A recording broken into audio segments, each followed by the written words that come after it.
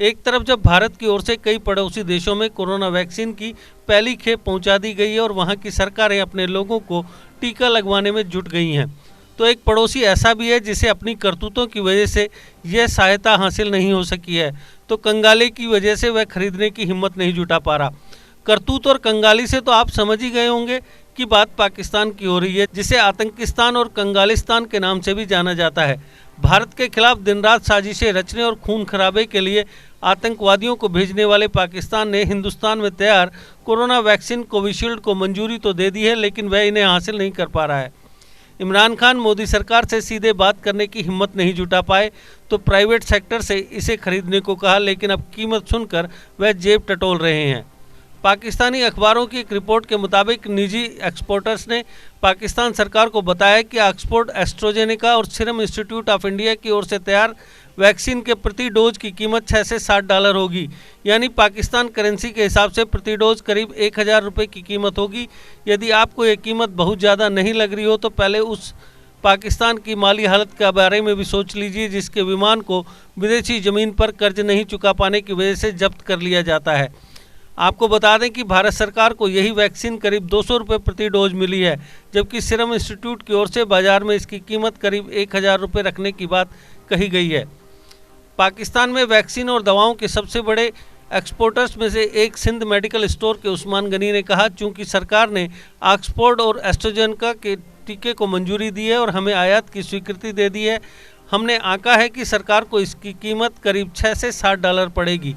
प्रस्ताव को केंद्र और प्रांतीय सरकारों के सामने साफ कर दिया गया है, लेकिन ये कहना मुश्किल है कि वैक्सीन कब उपलब्ध होगी। अभी हमें इसके बारे में ठीक ठाक नहीं पता है।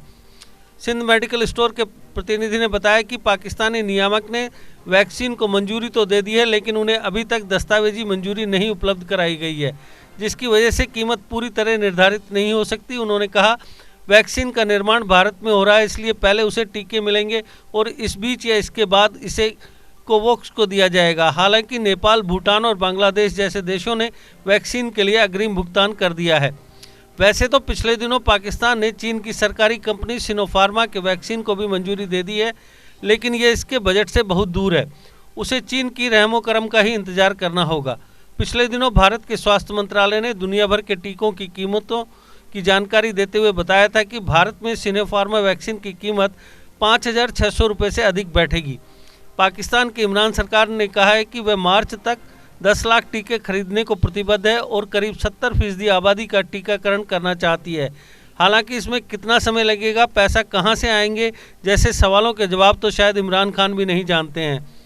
सिंध मेडिकल स्टोर के अधिकारियों के मुताबिक उन्होंने केंद्र और प्रांतीय सरकारों को बताया कि यदि बड़ी मात्रा में खरीद की जाती है तो $6-7 प्रति डोज कीमत पर टीका उपलब्ध करा सकते हैं। उन्होंने कहा कि यदि करीब 5 करोड़ डोज की खरीदारी की जाती है तो इतनी कीमत देनी होगी। उन्होंने यह भी बताया कि प्राइवेट सेक्टर और संस्थाओं की ओर से यदि 10,000 से अधिक डोज का ऑर्डर दिया जाता है तो यह 2,000 रुपये से 2,500 रुपये प्रति डोज के हिसाब से मिलेगा। देश के निर्माण और उन्नति में सहयोग, आपके हर कदम में आपका हमसफर। कश्मीर टर्बो TMT सरिया, चाहे भूकंप आए या तूफान, सुरक्षित रहें आप और आपका मकान। अपनाइए आपका अपना कश्मीर टर्बो TMT सरिया, trust and reliability. GK update रहे हमारे साथ। अगर आप ये वीडियो YouTube पर देख रहे हैं तो हमारे YouTube चैनल को सब्सक्राइब करें और बेल आइकन को क्लिक करें।